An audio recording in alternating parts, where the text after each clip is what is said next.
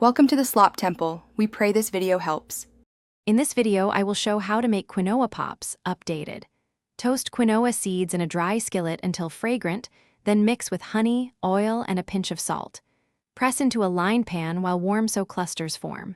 Let cool completely before slicing into bars or tossing into bowls.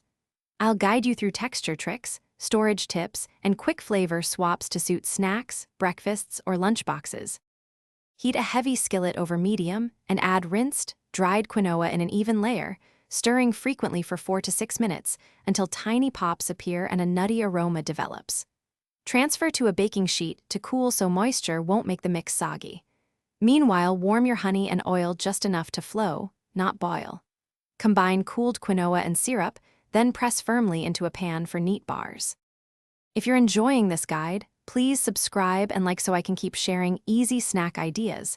It really helps. Quick recommendation: I've been reading more while snacking, so I love the Kindle Paperwhite for portability and long battery life, perfect for snack breaks between kitchen steps. Take a peek at the description for the link and other deals if you want one.